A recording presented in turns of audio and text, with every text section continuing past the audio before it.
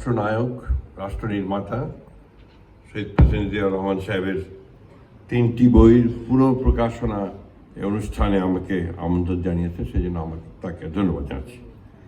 ফারুক ওয়াসিফকে সত্যি কথা বলে আমি আগে চিনতাম না। সে একজন কবি, সে ধারণা আমার ছিল না। সে যে ভালো লেখক তাও ছিল না। আমি যখন আপনার কেরানীগঞ্জের জেলে বেশিরভাগ সময় কাটাচ্ছি, সেই সময় পত্রিকাগুলো আমরা পেতাম এবং আমাদের চয়েস থাকতো 4টা পত্রিকা দেওয়ার। সেই পত্রিকাগুলোতে আমি তার লেখাগুলো যখন আমি পড়তে শুরু করি, তখন তার সম্পর্কে আমার একটা ধারণা জন্ম হয়। কারণ এই জন্য বলছি যে আসলে এই রাজনীতিতে আসার পরে তো মেঠো কর্মী হয়ে গেছে, একদম মাঠের সঙ্গেই সম্পর্ক, রাস্তাঘাটে চিৎকার করি, স্লোগান দেই, এই করি। কিন্তু কবিতা পড়া, যেটা আমার তার আগে ছাত্র জীবনে একটা আমার অত্যন্ত আনন্দের ব্যাপার ছিল, সেটা প্রায় ভুলেই যেতে বসেছিলাম। যার ফলে আধুনিক যে কবি যারা আছেন তাদের সম্পর্কে কিন্তু আমার ধারণা অত্যন্ত সীমিত, সেই জন্য আমি অত্যন্ত লজ্জিত বটে। ফারুক ওয়াসিফ এই দায়িত্ব নেওয়ার পর থেকে আমি দেখছি যে পিআইবি বলে একটা প্রতিষ্ঠান আছে এবং এটা মানুষ জানতে শুরু করেছে। অর্থাৎ এটাকে একটা ভাইব্রেন্ট অর্গানাইজেশনে পরিণত করা, এটা ফারুক ওয়াসিফ সাহেব শুরু করেছেন, সেই জন্য তাকে ধন্যবাদ জানাই। আসলে নিজের মধ্যে তাড়না না থাকলে, তার ভেতরে যদি আপনার একটা আর্জ না থাকে, তাহলে কোনো কাজ করা সম্ভব হয় না। ফারুক ওয়াসিফের মধ্যে আর্জ আছে, সেই আর্জ নিয়ে তিনি কাজ করছেন। আমার বিশ্বাস তিনি সফল হবেন। প্রেসিডেন্ট শহীদ জিয়াউর রহমান সাহেবের সম্পর্কে কথা বলা এবং সেটা আবার মাহবুবুল্লাহ ভাইয়ের পরে বলা, এটা খুব কঠিন কাজ। আমি যেটুকু বুঝি তার প্রতিষ্ঠিত দলের একজন কর্মী হিসাবে, যে এটা আমার মাহফুজুল্লাহর বইয়ের, আপনার নিশ্চয়ই অনেকেই মাহফুজুল্লাহর প্রেসিডেন্ট জিয়াউর রহমানের উপরে যে লেখা বইটা, তার বায়োগ্রাফি, এটা অনেকে হয়তো পড়েছেন, অনেকে হয়তো পড়েননি। যদি না পড়ে থাকেন, আমি অনুরোধ করব যে প্রয়াত সাংবাদিক মাহফুজুল্লাহর বইটা আপনারা পড়বেন। তাহলে এই কিছুক্ষণ আগে বলা যায় তার সম্পর্কে রিসার্চ করা হয়নি। রিসার্চ করে একটা বই প্রায় 4 বছর ধরে মাহফুজুল্লাহ এই বইটি লিখেছেন এবং আমার বিশ্বাস এই বইটি যদি আপনারা পড়েন, তাহলে শহীদ প্রেসিডেন্ট জিয়াউর রহমান সাহেব সম্পর্কে আপনাদের পরিষ্কার একটা ধারণা জন্মাবে। পুরোটা পাবেন না, কিন্তু ধারণাটা পাবেন।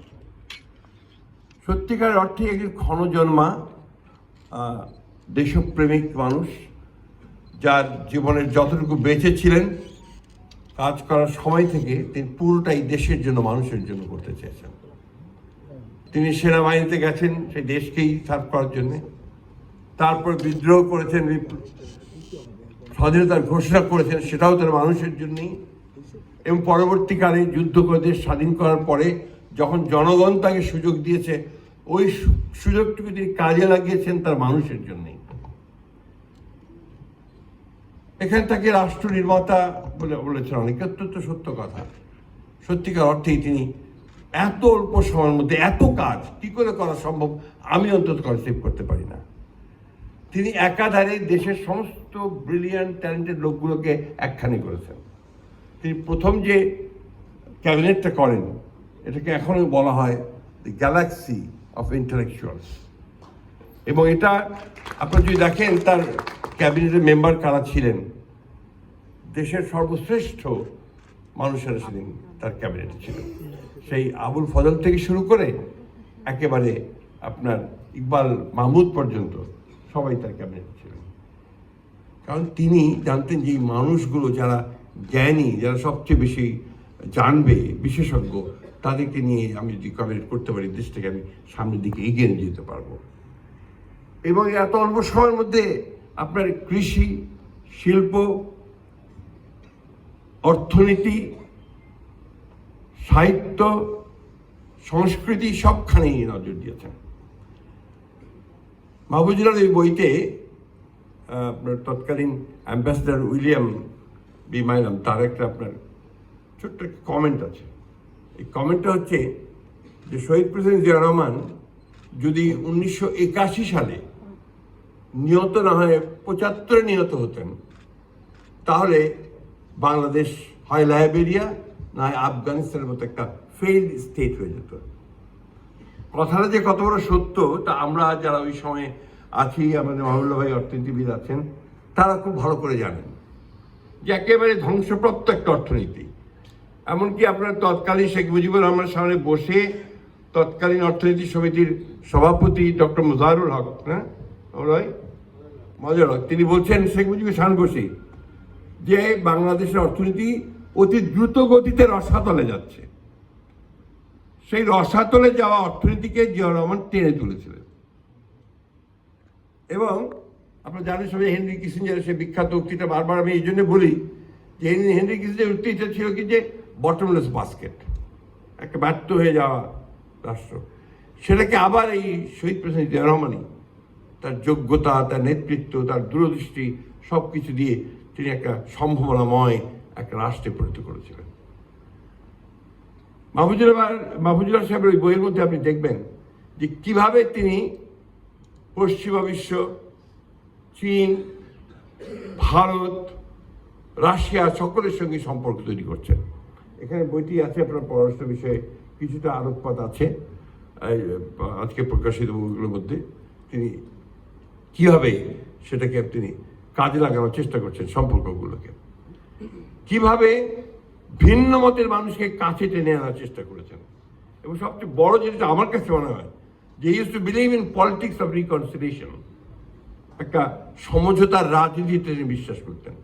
যার ফলে আপনারা দেখুন 1979 না প্রথম পার্লামেন্ট, 79 সালে, হ্যাঁ এই 79 সালে যে পার্লামেন্টে আপনার যেটা প্রথম নির্বাচন হলো, সেই নির্বাচন দেখেন কারা আসলো। একদিকে আসলো আওয়ামী লীগের প্রায় 39 জন, আওয়ামী লীগ আসলো 39 জন, আইডিএল ইসলামিক ডেমোক্রেটিক লীগ অর্থাৎ যেটা জামাত ইসলাম, সে সময় যেহেতু জামাত ইসলামের নামে রাজনীতি করতে পারছিল না, তখন মৌলানা আব্দুর রহিম সাহেবের নেতৃত্বে আইডিএল তৈরি হয়েছিল। সেই আইডিএলের তখন অনেক কয়েকজন এসেছিল, বোধহয় আমার ঠিক সংখ্যাটা মনে নাই কতটা, আমার সংখ্যাটা অনেক কয়েকজন এসেছিলেন। অন্যদিকে বিএনপিতে যারা আসলেন তারা হচ্ছেন চারদিক থেকে আসা একটা আপনার সব রাজনৈতিক নেতারা আসলেন। আবার মুসলিম লীগের সবুর খান আসলেন, একদম বামদের মধ্যে থেকে সুরঞ্জিত সেনগুপ্ত, রাশেদ খান মেনন, আপনার আরো দু একজন,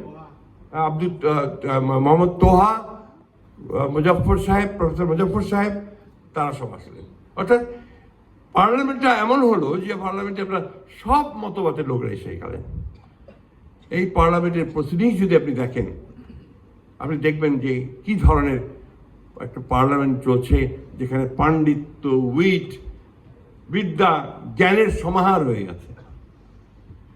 আমি আপনাদের বলি, যেদিন আপনার প্রেসিডেন্ট জিয়াউর রহমান সাহেব ইন্তেকাল করলেন, শহীদ হয়ে গেলেন, তার কয়েকদিন পরে যখন পার্লামেন্টের সেশন বসলো, তো ওইখানে আপনার যখন বক্তারা বিভিন্ন দলের গ্রুপের বক্তারা যখন বক্তব্য রাখছেন, তার মধ্যে প্রফেসর মুজাফফর ন্যাপের তিনি যখন বক্তব্য রাখছিলেন, আমার কয়েকটা কথা তখন মনে আছে, কারণ আমি তখন আমাদের উপপ্রধানমন্ত্রী ওই সময় আপনার উপপ্রধানমন্ত্রী এসএম আলী ইটি সাহেবের সঙ্গে কাজ করছিলাম। তো প্রফেসর মুজাফফর বলছেন যে মানুষ দুইভাবে নেতা হয়, একটা হচ্ছে জন্মগতভাবে, আরেকটি হচ্ছে শেখে। তিনি বলছেন জিয়াউর রহমান জন্মগতভাবে নেতা ছিলেন এবং সেইভাবেই তার জন্মের পর থেকেই তিনি নেতৃত্বের প্রমাণ দিতে শুরু করেছেন। এই বিষয়গুলো আমাদের সকলের আপনার বোঝা উচিত। আপনারা দেখবেন যদি এই বইগুলো পড়েন, আর ওই মাহফুজুল্লাহের বই পড়েন, দেখবেন প্রতিটি ক্ষেত্রে, প্রতিটি রাত্রে একটা দিনও যায়নি যখন তিনি আপনার কাজ করেননি। তার সততার ব্যাপার ঘটে তো কিংবদন্তির মতো, একেবারে কিংবদন্তির মতো তার সততার গল্প। এত কাছের লোককেও তিনি আপনার কাছে ভিড়তে দিতেন না, কারণ তিনি মনে করতেন যে সেখানে স্বজন প্রীতি দেখা দেবে। এবং আপনার দুর্নীতির গন্ধ যেখানে পেতেন সেখানে তিনি সাথে সাথে আক্রমণ করতেন। একবার হঠাৎ করে আমাদের তৎকালীন উপপ্রধানমন্ত্রী ডক্টর বাড়ি, আপনার অ্যাডভোকেট বাড়ি, এসএম আলী ইটি সাহেব, তিনি আমাকে বললেন যে তুমি একটু চট করে চলে আসতো সন্ধ্যায়, প্রেসিডেন্ট সাহেব আজকে আসবেন। কেন হঠাৎ? বলে যে উনি বলেছেন এক কাপ চা খাবেন। তা আমি গেলাম সন্ধ্যায়, আমার বাসায় গিয়ে সব তোর সাথে রেডি টেডি করা হয়েছে। তো প্রেসিডেন্ট ঠিক সন্ধ্যার পরে মাগরিবের নামাজের পরে চলে আসলেন, সঙ্গে আমাদের নেত্রী দেশনেত্রী বেগম খালেদা জিয়া। তিনি এসে কোনো কথা বলে